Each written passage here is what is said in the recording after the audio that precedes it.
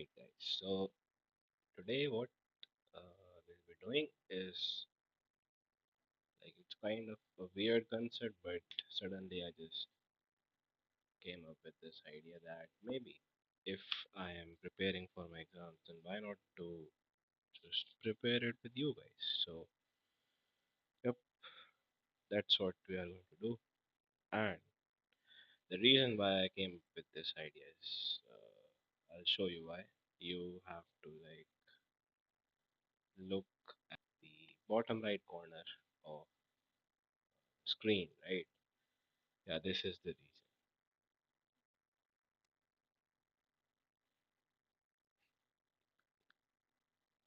You won't be hearing it because of the copyrights, right? So,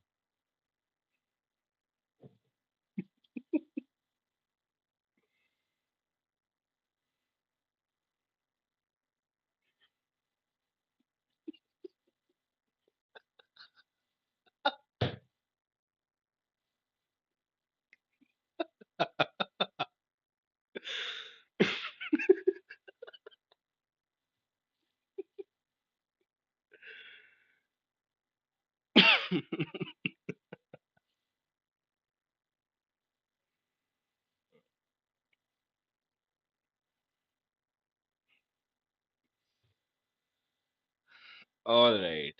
So this is what I was talking about, right? So it's like it's a great. Okay, wait a minute. Yeah, that's fine. So yeah, it's basically a series from TVF. So yeah, it's really great. You must watch it, and even if you don't, like, it's quite a fun series. So yeah, it's just like it's based on the aspirants of UPSC exams, kind of really hard exam in India. So yeah, that's the context of it.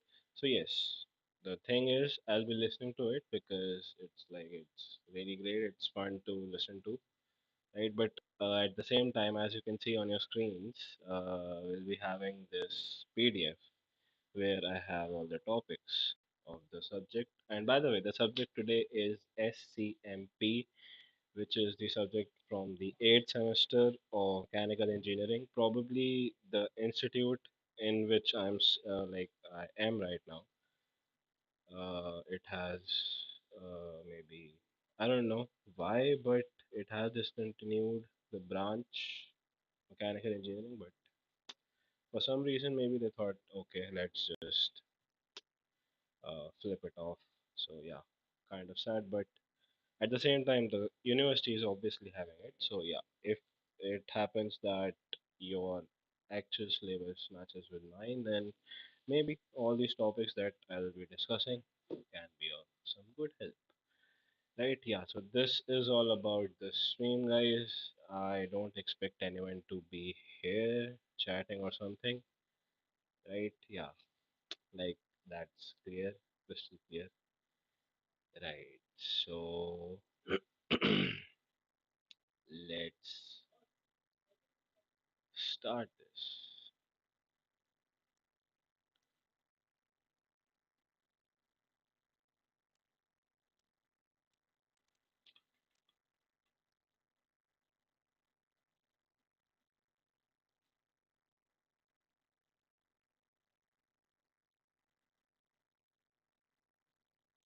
All right. So this is the subject which I was talking about. Right. Supply chain management. Is it visible nicely? Yep, it is. And is my visible? My pointer is not visible somehow. Hello. Why the hell is my pointer not visible? Why the hell is my pointer not visible, guys? Properties. Do I need to enable it? No. Custom? No. No. No. No. No. Well, it can be a local file, but then again, this is not okay.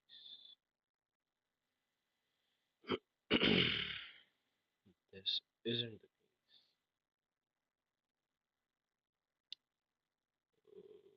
okay. Well, I don't know really, like, why is it not new? Because even the slides are not changing. Wow. Okay. Okay. Okay. Let's do this. Oh my god, I look like that Wally. Haha. Hee hee. Kind of all right. Yeah, now I think it's quite visible. It should be visible. Okay. So the first unit of this, what you call it, the subject, yes, supply chain management planning. It's basically like about supply chain. It's 30% about supply chain, and the rest of it is just filled with logistics. I don't know why they named it like that. Supply chain management. It should have been supply chain and logistics management, but that's that's all right. Okay, so we'll start with unit one and we'll see that how far we can actually go in this particular stream, right? Right, and we really don't need this right now. Hmm. Yup. Can I pop it out? I can, but it's of no use. So yeah, nice. Okay. So unit one is basically about supply chain management, right? So the concepts about supply chain management. I hope I am audible. If not, like you can't even tell me because I won't be like looking to the chat. So maybe like if I can, yeah, I can do this. I can do something like this, right? So uh, the basic concepts about supply chain management is that it's basically made up of three words precisely: supply chain and management. So supply, it's related to demand, right? It's related to customers, it's related to market, right? It's more inclined towards the product, the consumer sides, right? That yes, I have this product, and why do I have it? For whom do I have it? Right? So these are the questions which are there in supply chain. It's about the whole process, the whole like combination of producers, manufacturers, right? And even before producers, there are suppliers, right? From which people or industries they take raw materials. So yeah, the chain consists of all of them, and more importantly, the retailers and all the like vendors and everything. They are also inside chain, which we will be discussing in further units about the logistics, right? So we'll be like dealing with them as well. And management is like a simple term. It means absolutely what it is: managing things, right? And please wait a minute. I guess yes, the episode is about to end. Let's do this. I hope they don't give me a strike just for promoting their content. I believe. Come on, why? This ad, bro. This ad. Am I audible? Yes. Nice.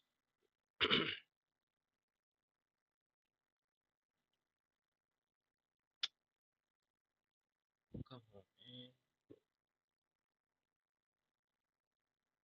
All right. Nice. No other copyrights. Nice. Good. Okay. So management is about how you manage things, right? You have to manage the resources, the capital you have, the labor you have, right? And like the retailers, your complete network, right? You have to manage all of it. So it's about that, right? So these were the basic concepts in supply chain management. The next topic in this list is issues in supply chain management. Now, talking about issues. it's like really something very obvious that if there is a chain of events that is happening, and if there are a number of processes that are taking place for like producing one single product, then the whole process is bound to have some issues, right? In literally the most perfect scenario, it can be like everything went good, but then the customer didn't purchase the product. So that is also one of the issue in supply chain management, which comes under the research, the market research category. So yeah, nothing is perfect in supply chain. It has all the issues, and the issues that we can address, it's on every single step of the chain, right? From like starting from the suppliers of raw materials, and then all the way to the customers, as I told you, right? And even if we can go further, then after sales service is something which also comes under supply chain management, because the product ultimately reaches back to the factory or the manufacturers or the sellers. So yeah, that's like a complete circle kind of thing. So yes, even after consumers, we have after sales services which can have issues. So if I am to list some of them, which which I will be asked if it comes in exams, right? Maybe around 6.5 5 marks question, it can be easily framed, like explain all the issues in supply chain, right? So the issues can be like, we will start with seller issues or maybe suppliers issues, right? So supplier issue supplier issue can be like if you have something which is a consumable product, right? Suppose let's say we have a business of sweet corn, right? And so the sweet corn is basically made up of corn, like duh, that's obvious. But the corn comes from the farmers, and suppose in one particular season the rain was out of hand, and like anything can go wrong, right? With farming, any slight modification can actually ruin the crop completely. So if something goes bad, that farmer who was your like all-time supplier, he won't be able to supply you the corn, right? Supply you with the corn. You won't get the corn, then it's obvious you won't be having any raw material for producing a final product, right? For supplying it into the market, for giving it to the customers. So the whole chain of issues began right from the start, from the sellers. So that's one issue, seller dependency. We as a business can be a lot dependent on the sellers. If we don't get a particular raw material, we might not be able to produce the end final product. So that's one of the issues in supply chain management. The second one is the transportation. Even if that farmer supplies the corn in the perfect shape, right? But if the truck driver is lazy, or maybe there happens to be an accident, then it's of no good use. Even then, the final product is not out in the market. So transportation is also really important, and it can be an issue, right? So it should be handled properly. In case of corn, it can be like we can really just put in the material and we can be sure that yes, no cushioning and everything is required. But in case of materials like glass, which require like a lot of padding around, right? And what else? Basically, something that can actually shatter while transport, right? Or maybe it can get dented, or like scratches can be there. So these kind of stuff, they should be transported with like with great care. So that's the other issue. Then the next one is production, right? Even if the glass reaches the factory, the organization in the perfect shape that it can be, even then, maybe one of your worker, or maybe one of your machines can mess things up, right? So that again is one of the issues which is there in the supply chain. These are like the basic things, right? I'm going with the flow, with chart, step by step, right? Bigger issues are there on the other end, right? But I'm on this particular end. So just bear with me for some time. Perfectly fine. Right. So the production can also have issues. Your machines can fail, or maybe your workers can commit mistakes. After all, if they are a human, then maybe robots can also do mistakes, I guess. Yeah. So that's the other thing about production issues. Then it can be manufacturing issues. Right. Now, manufacturing issues can be, suppose you have to manufacture a table of, uh, or maybe not even table. If you want to manufacture a packet which should weigh at least 50 grams, right? But then somehow your measuring device fails or something happens, or maybe the packet bursts, and the ultimate weight of that packet is just 10 grams, right? So again, that's an issue. That's an issue in the supply chain. Now that packet can be like damaged during the transportation. It could have been damaged while manufacturing, while packaging. Anything could have happened. But the ultimate thing is that yes, is an issue in the supply chain, right? Now, the next one about so we have done till manufacturing. Next is after manufacturing, what can be there? Transportation we have already covered, right? So I'm trying to just take in some simple topics. I know the end ones, they are quite heavy. Uh, Customer instructions, this can also be an issue. Like, suppose if your product is to be consumed only after boiling for 10 minutes, but on your packaging or somehow you were not able to instruct the customer that yes, you have to boil it for 10 minutes or 10 seconds, whatever it is, then that is again a problem because the good that you want to give to the customer is not being consumed by him or her in a way that you intended it to be. So that's again an issue. Although it's not in the supply chain, but yes, definitely that's an issue because it's of no good use to the customer until it's used in a correct way, right?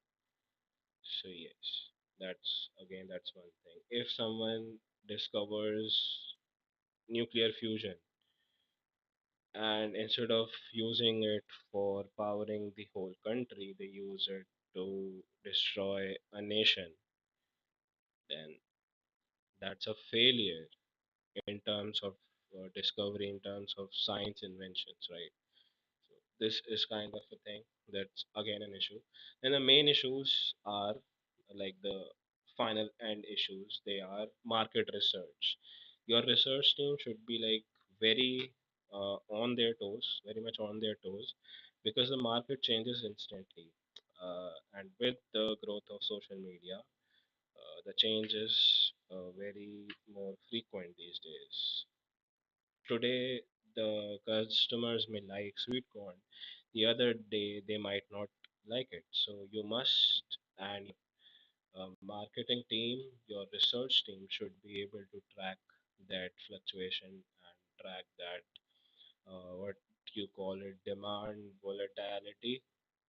Yeah, I think I pronounced it like it correctly. Right. So these things they must be taken care of by your research department. Right. That's a very heavy issue which can happen in supply chain. Right. Next issue, which is a major one, is the inventory problems. So, like when you are making a product or when you are producing a product, it's great to have it in stock, right? Suppose your marketing team it did a great research and yes, it predicted that for the next few weeks this particular product will be in high demand, right?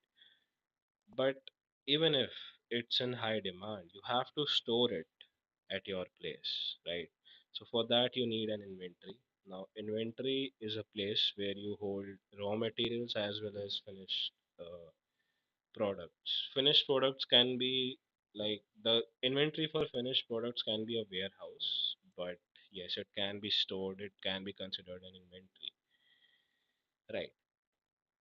So inventory is like it's really important. Plus the size of that inventory, it's very crucial because a large inventory for small stock of products, it's gonna drain your resources. And if the case is the opposite, if your inventory is small and your product stock is quite large, then it's of really no use, right? So the size also it does matter in case of inventory management, right? So that's another big issue in supply chain management, right? And the next and the last major issue in supply chain management is that you need to track your product throughout the work, right?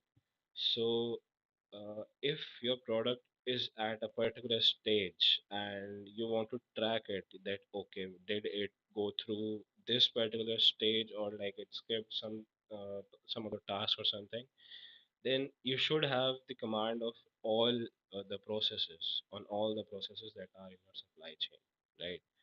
So that's another issue which many of the of many of the industries, many of the firms, they kind of lack, right?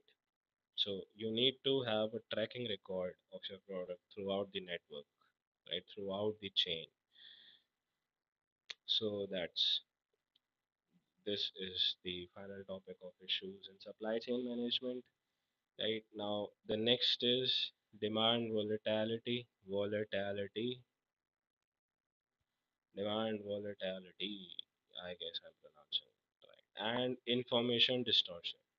So demand volatility, as I told you, that the market can actually change instantly. So if a particular product is in demand today, then it may be possible that it's not the next day, right? So that's what is called demand volatility.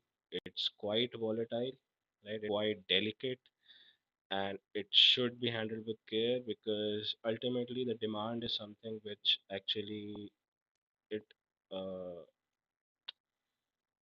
what is that word? Uh,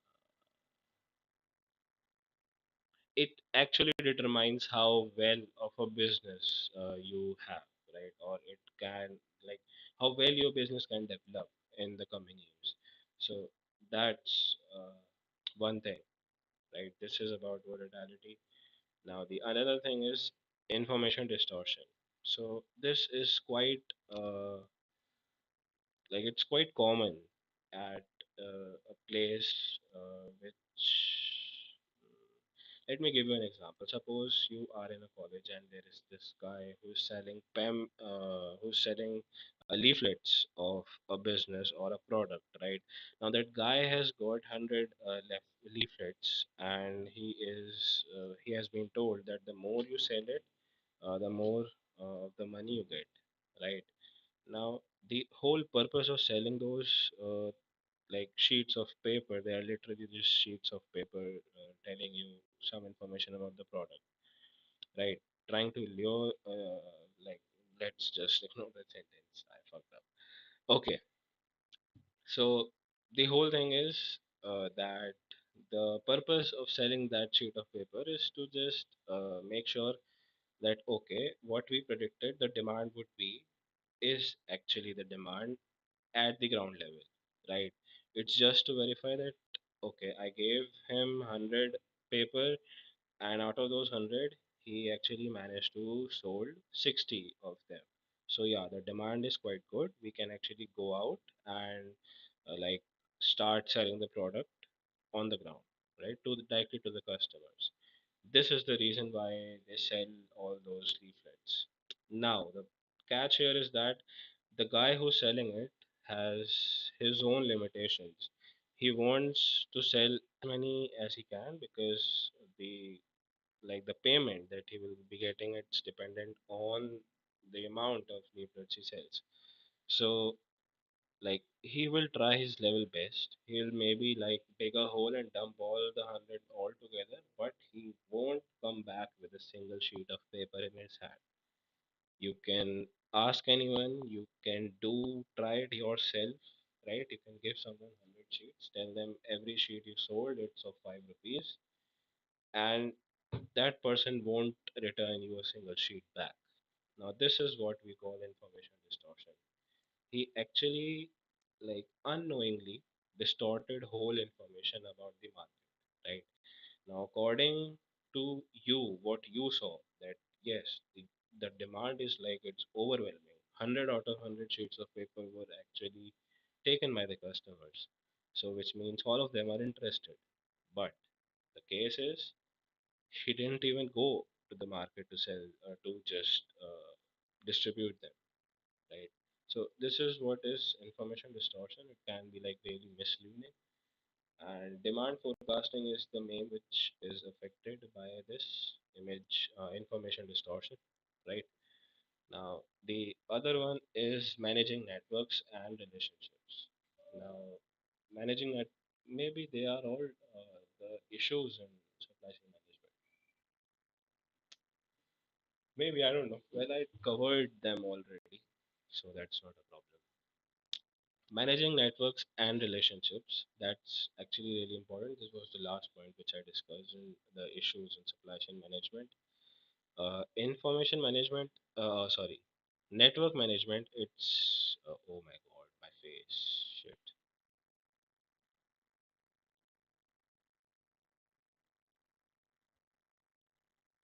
Okay, okay. Yeah, so I was talking about managing networks. Now, network management, it's really important. The first point, haha, of no use.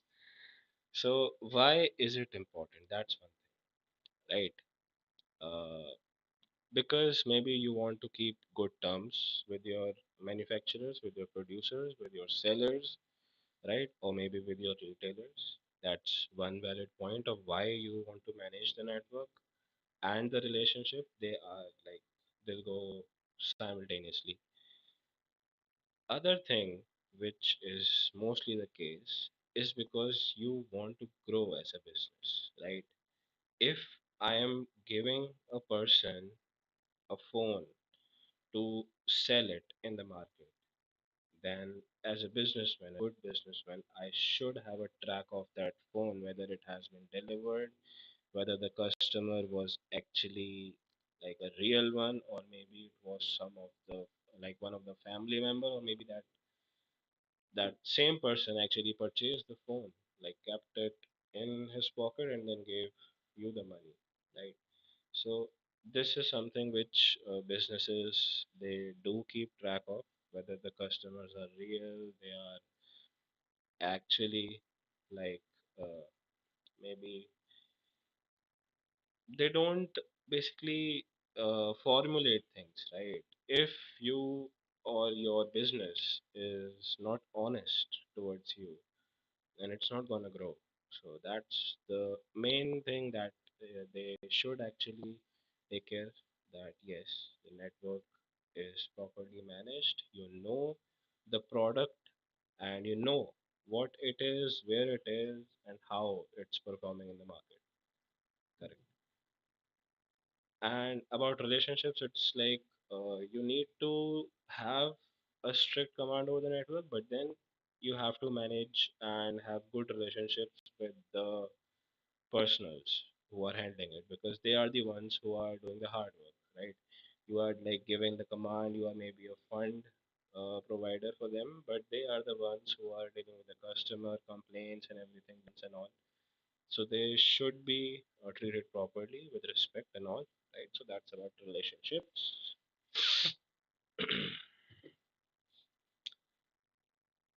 Wait a minute, wait a minute, wait a minute.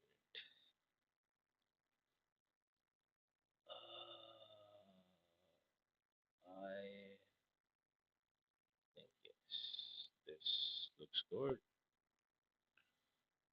All right. Is it copy? Oh man, it actually copies, bro. I didn't know that. Okay. So the next thing is sourcing internationally. Now, sourcing internationally, it's not really common, right? Because not every business is international. Not every shop or every single product that you see at a particular like in a particular area, city or something, it may not be available outside of that particular region, right? And in case of international, it's definitely it should be provided, or maybe it should be sold ac- across nations. Hold on a minute, please.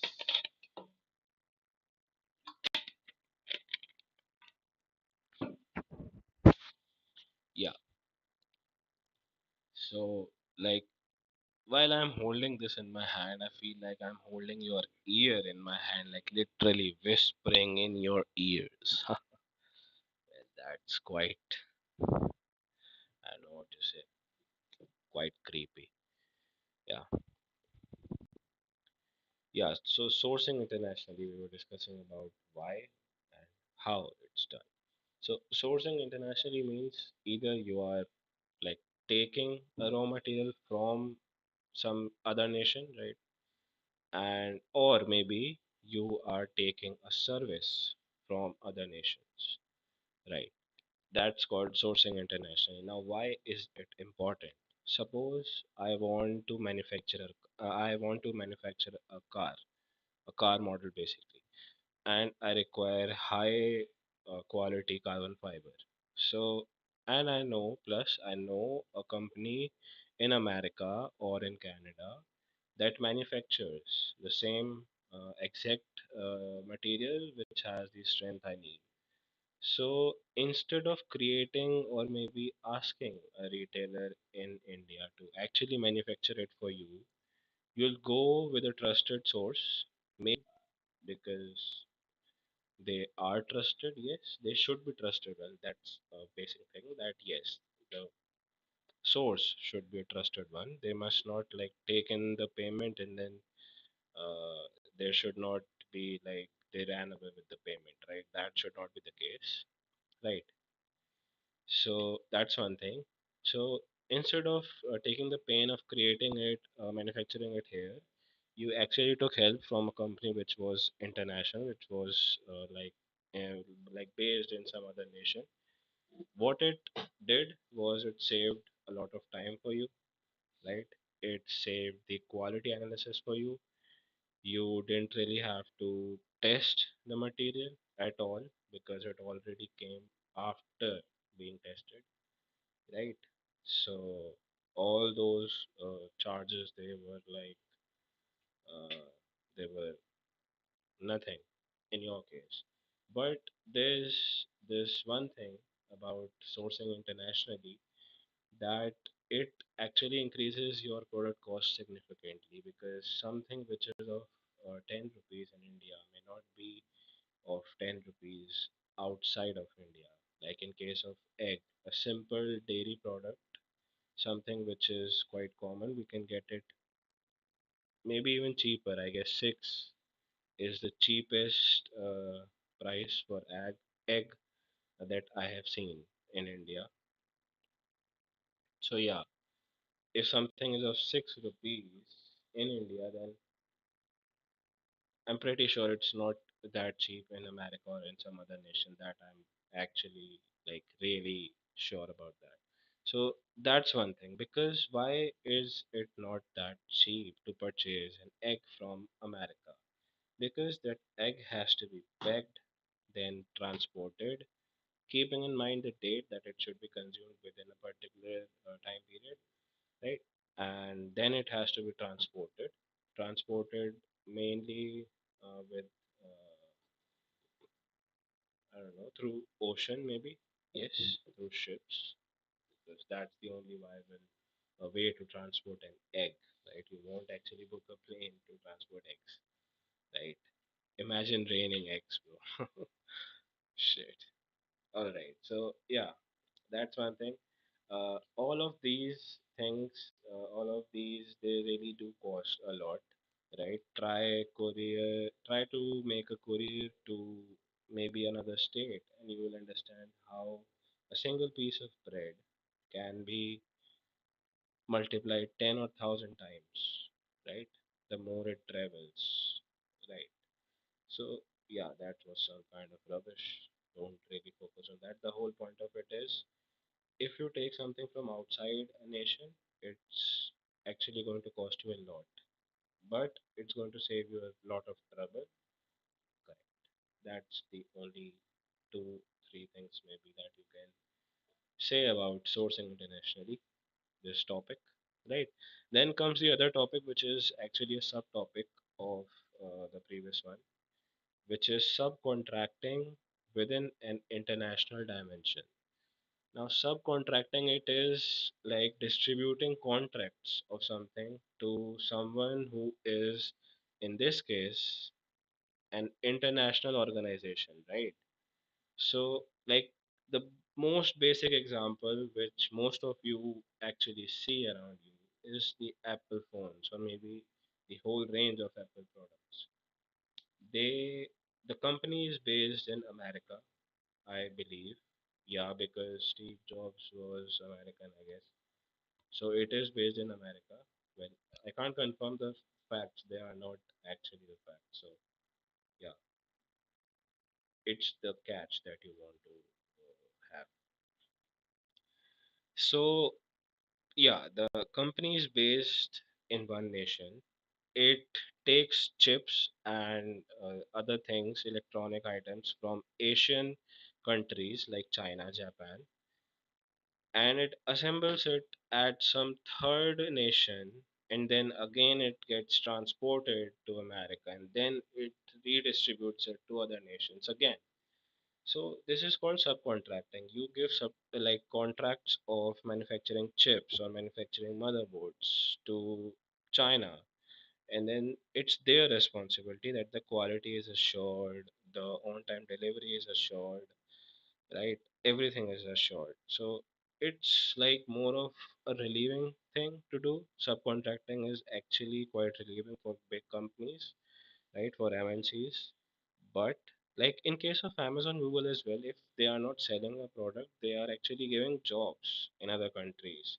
So they have subcontracted, or they have like given contracts of jobs of work to other nations. So yeah, it's like it's quite obvious that big companies, they really do give contracts to other nations, right? So yeah, but in this case, it's like more of an international thing. The nation has to be international, right? The company has to be international, correct? So that's the thing about subcontracting, I guess. Yeah, that's it. What else can we include? The advantage and disadvantage are the same. Sourcing internationally has the same advantages, saves time, then it saves the testing and all that stuff. Same goes for subcontracting, except that they don't even need to manufacture or look into it. Like they have to track it, but like not they have to. They don't really have to inspect the whole process, right? Because they have already provided contract to Chinese company, so they are the responsible party here, right? That's the thing about the advantages and disadvantages. It's again the same. The price is it's like it increases significantly, which we already see, like 2.5 lakhs, 1.4 lakhs. They are like crazy ass prices. You can get, I can probably get two second-hand cars by the price of one iPhone. From the price of one iPhone, yes. The cars may not be like super cars, but yes, definitely working cars. Something, a box or maybe something with four wheels and an engine which actually works. Yeah, it runs. So, yeah, That's the advantages, correct. And what can we do then? Limitations. The limitations can be government policies. The biggest limitation of subcontracting is the government policies. If you are, I won't say the name of the nation, if you are from a nation which does not allow even people to cross the borders, then they won't actually allow any product to go out of their nation. And even if they do, because other nations, they won't really have any confidence on their products, right? You might be wondering what the nation is. It's NK. You can like guess it. I don't want legal case on me, so kindly bear with it. Perfectly fine. Okay. And yeah, so the government policies, they play a major role, right? Now, in case of SpaceX also, we are seeing that Indian government, it's really quite resistive towards SpaceX settlement of Tesla and Starlink, right, in India. Well, it's kind of a good thing because India actually wants a quite a dominant position in the market, in the international market, because like India is also aware that it's the biggest market in the world. So if something it performs really good in India, it's bound to perform good in the whole world, right? So like our nation is also aware of it, and it's kind of like bargaining stuff, right? Like I know I have a good car, but then the one who's taking it, it's not giving me the correct price. So I'll try to bargain as much as I can, and that's what Indian government is doing. I may not support the government for most of their policies, but yes, this one is good because it's like we are not giving them something on the platter, right? We are not serving them these laws. We really want them to change, amend their policies, and then ask for a request, like request for something. So that's good. And this is also something which is like it can backfire also if like in our case you see Airtel, Idea, Vodafone, they are all the service providers, right? But the prices they are like very high, right? If Starlink ever comes to India, then the prices will be cheap. Plus the speed that you will get, it will be like literally the exact speed that they promise because you can legit see their satellites in the sky. They have this chain of satellites which will actually like it will eventually cover the whole Earth, right? So yeah, that's something that they actually guarantee, and it is good. But then again, since we want a good position, we want to be in good position, we are actually keeping our citizens away from a technology that's actually necessary, looking at the time. Now, this is something which, like, why I don't know why I'm going into politics, but yes, I would like to address one more point. This is something which some of the opposition, some members of the opposition, they are treating it very badly. That why is the government so resistant towards good things? Tesla should have been here and all these stuff. It's really important to see that our own companies like Mahindra, Tata, these companies, they also have a chance to compete in the market. Imagine having Tesla in the market 10 years back. It was there in in America, but imagine having it in India 10 years back. You see it, there is no electric or automatic driving assist system in Mahindra at present. This is I'm saying after the Tesla had come, if the Tesla had come 10 years back, then today there would have been no automatic drive system in Mahindra, no electric vehicles by Tata or Mahindra. Mahindra, no. Mahindra has just launched a vehicle, but yeah, it's not really available for purchase right now. But yes, definitely. Tata electric vehicles, they are gone, right? They would have been gone. And other companies which are actually trying to develop electric vehicles in form of scooters, bikes, and all these stuff, they would have been like they would have died even before they were born. So that's good actually that we are resisting to some of the foreign technologies, right? We are actually giving our own companies and own startups to like just develop and actually be able to compete once they are in the market with the big giants, right? So yeah, that's about the politics. I don't know when did the politics class start. Damn, bro, damn. Yo, yo, yo, yo. The second one is gone.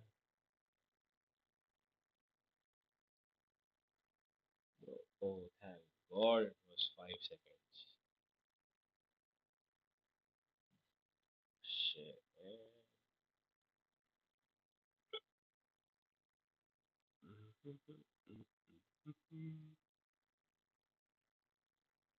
Okay. Yeah, so the next thing is the architecture of physical distribution network. All right. So the architecture, it's basically like the whole infrastructure, the whole formulation of control of different departments, right? A good infrastructure is something which has employees, right? Then team leads, right? Then project managers, then managers, senior management, and then the stakeholders, right? So this is the ideal ladder of management in a company, ideal architecture inside a company. But if we talk about like something outside the company, right? If the product has to travel to the customer, then it has to follow certain path, and that path is that it should be like well architectured, correct? So yeah, that's the thing about the architecture of physical distribution model. The whole physical product that you have developed inside a facility, how it travels through hands and finally reaches the customer. That's the whole architecture of that chain. That's in